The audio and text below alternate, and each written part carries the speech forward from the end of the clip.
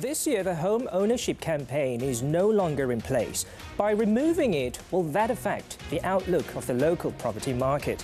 And speaking about the variation of price in work contracts, will it be able to sustain the business for the long term? And how to manage labour matters in the construction sector? I'm Muhammad Hamdan and this is Money Matters.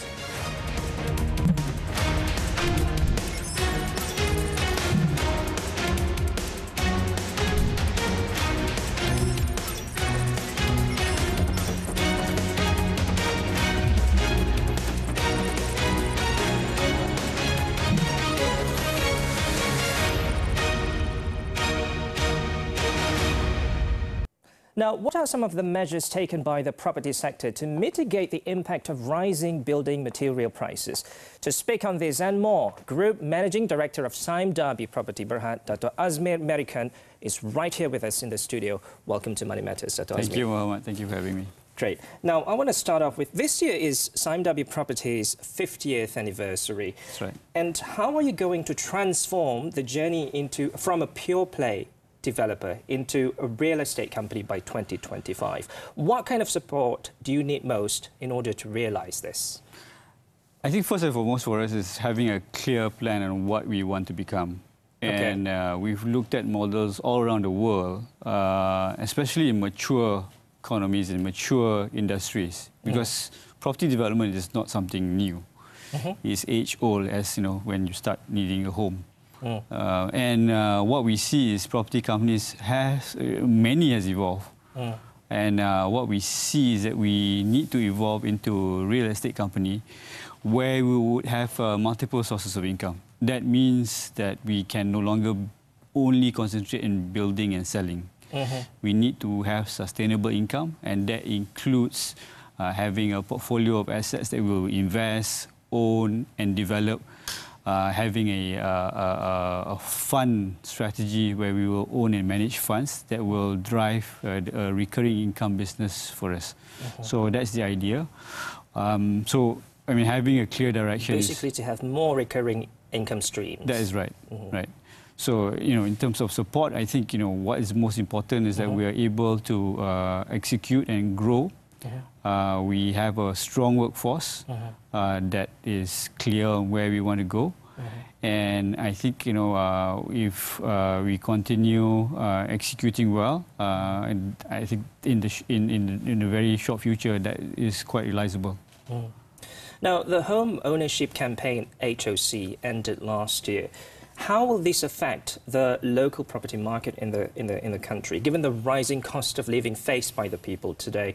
And is there a need to bring back this campaign, in your opinion? Well, of course, it's advantageous to have the home ownership campaign. You know, given it's attractive to get people to buy. But we are, of course, aware that you can't have it forever. And it was made very clear to us that we're not going to have it this year.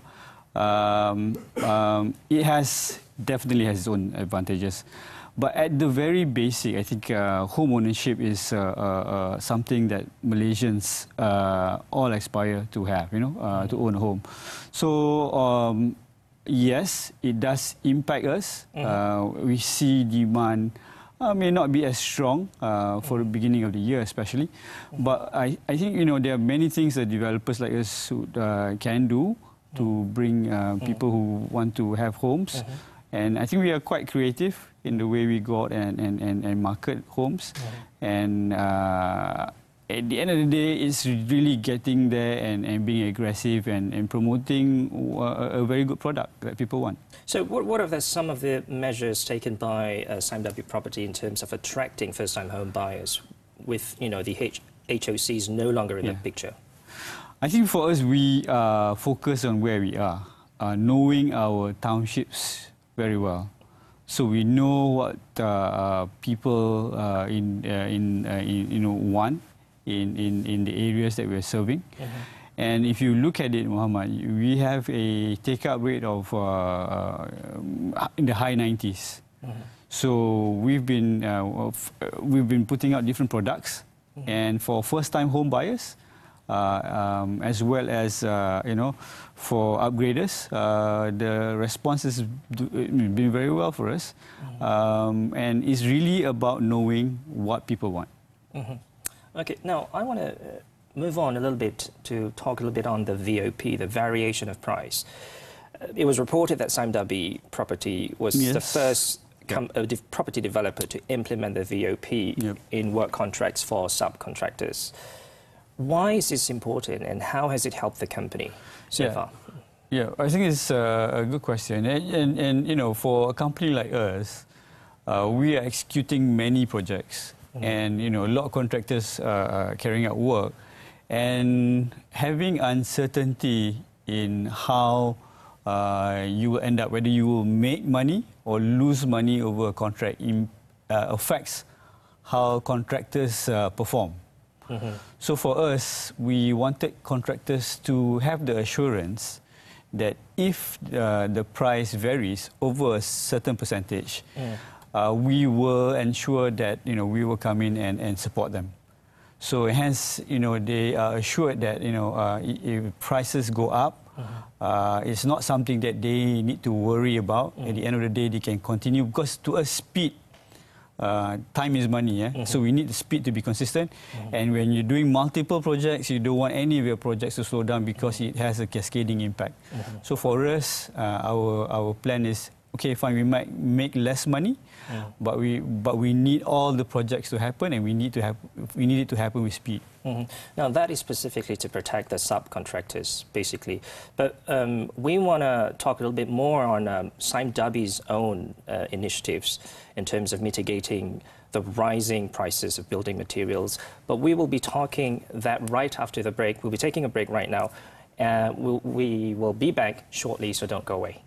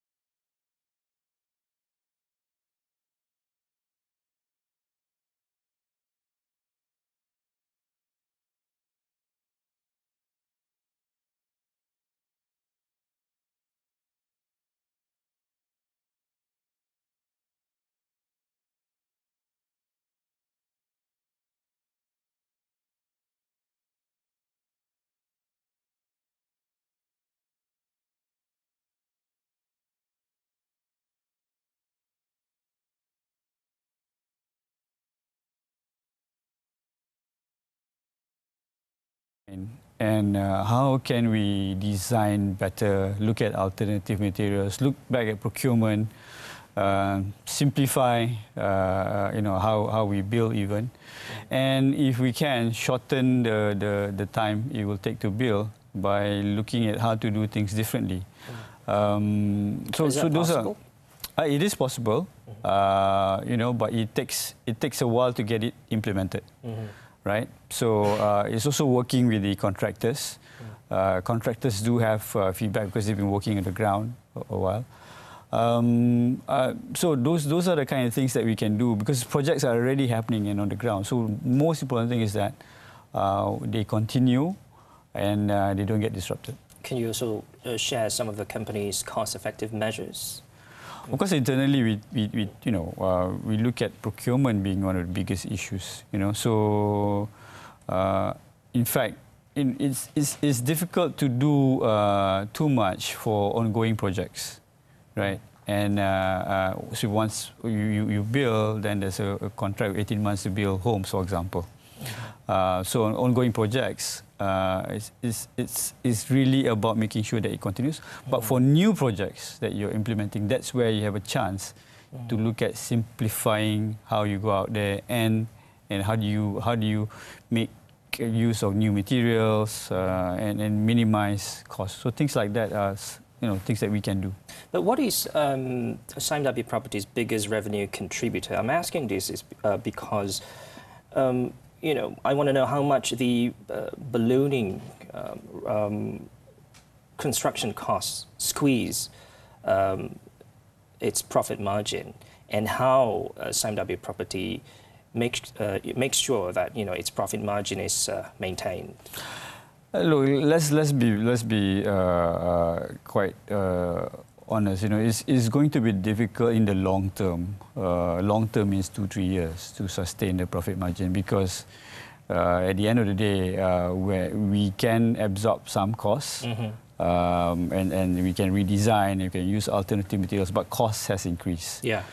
On top of that, what you have today is also a crunch in terms of not being able to construct as fast because of shortage of foreign workers. So on the one hand, prices are volatile, and on the other, you have revenue pressures because you cannot move as fast as you normally would. So it's never good when you have two things impacting you. The good thing is this. I think we've seen a slowdown in China. We do see prices, steel bars have come down. So we see that, steel bars. Yes, we see that, this could be in the next couple of months stabilize or even normalize. So that's something that we are always keeping a very close eye on. The other hand is that we are looking at how to bring in foreign workers as soon as possible. So that's a major concern at the moment because I think the construction industry as a whole needs about 550,000 workers. Right? That's and it will take time to deploy. So what we see now is that projects that we have already executed may be less impacted. Okay. They are less impacted by raw materials because those might have already been procured. But projects who are just being executed or going to be executed will have a bigger impact in terms of margins and in terms of speed. But will some of these costs be passed on to consumers? As much as possible, we try to absorb this cost. When I think it doesn't make sense anymore for the company to do that, we try to pass on. We might do that, but we're always very careful because there's always a line where your product. We are in an open market. Our products always competing with other products out there. So we have to be very sensitive that we are very competitive. And we do want our products to sell. As a developer, we're always building. So it's just something we balance, but as much as possible, we try and absorb these costs. When you say try to absorb the costs, can you give us some idea of how to do that exactly? Number one is to get workers in, because speed is very important. So we have contractors that, in fact, have workers. They have been working with us, and they have adequate or enough workers. And what we're looking at is to make sure that they can deliver fast, because time again is money. Sure. So if we can do that, we accelerate and we're able to preserve that profitability. Got it. That's one big move. The other thing that we look at is to plan around our developments and see what projects needs to be implemented. There are other projects right now we're looking at that, for example, those that will require more machinery, less labor. Earthworks is something that we are accelerating at the moment. So things that we can do and go back and replan some stuff. Just a quick one before we go for another round of commercial break. Speaking of labour issues, are all Sime Darby Properties ongoing projects on track for completion as scheduled? By and large, they are. However, we have a couple of projects already impacted by the MCO. So those have had a new extension of time, and we have maybe one other project which is slightly behind. But by and large, we are on track. I believe this is a situation that is experienced by most property developers. I think everyone's going through the same pain. Got it. Yeah. Okay, we're going to go for another round of commercial break. But to our viewers, don't go away, because Money Matters will be back shortly.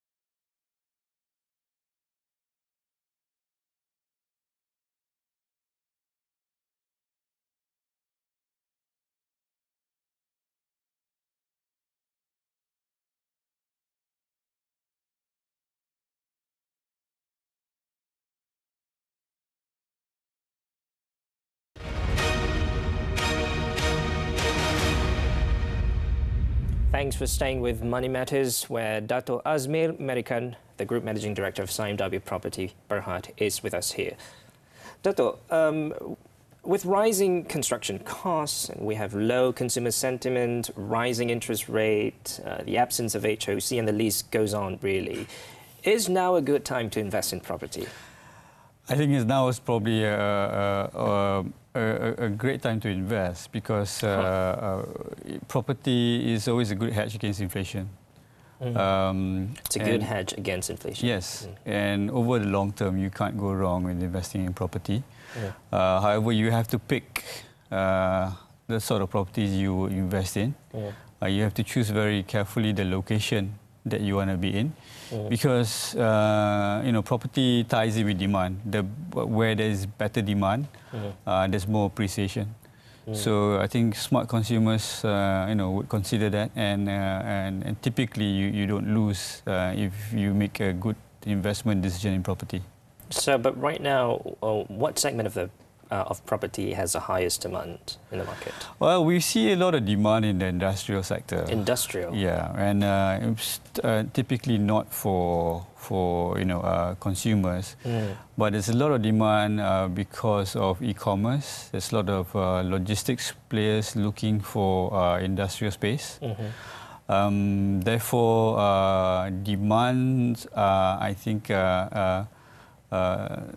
has been quite big. In fact, demand has outstripped supply in some locations. Is that right? Yes. Wow, that's very interesting. Yes. Why do you think so? Well, we've seen from our launches that all our industrial property launches this year and even last year has got 100% take-up. Wow. And it's just a matter of days where you can, fully sell. So most of them, are fully sold in a couple of days. Could you share with us some of the new industrial projects that you have in the pipeline? So we've teamed up with Logos in Australia. And they're a big player in Asia Pacific. So we've teamed up with Logos and Property to start a fund we call it the Industrial Development Fund. And we are developing the E-Metro Hub, which is in Bandar Bukit Raja, 177 acres. Klang. Yes, Bandar Bukit Raja is in Klang. And when on completion, we will have about 8 million square feet of gross lettable area. Right now, we are progressing, already constructing Metro Hub 1 and Metro Hub 2, which will have about 800,000 square feet and 1.2 million square feet. So in total, 2 million square feet in gross lettable area. And these are already going out to tenants that we secured. Yeah. Now, most of your projects are in Selangor. How do you see Selangor and its initiatives continue to attract domestic and foreign investors? Well, Selangor is the growth engine. This engine has been reliable, it's been growing, and I think you can see that because of its location, close to ports and airport and excellent infrastructure, Selangor is very easily a choice for investors. Investors always look for connectivity in infrastructure. I think on top of that, the livability of Selangor is also very, very good. So I think on balance, it's really well placed to attract investments. Now, going forward, what is your outlook on the property sector for next year? Yeah, I think next year what you will see, because of all the things we spoke about, that the margins of property developers will take a slight hit. But I think if you have...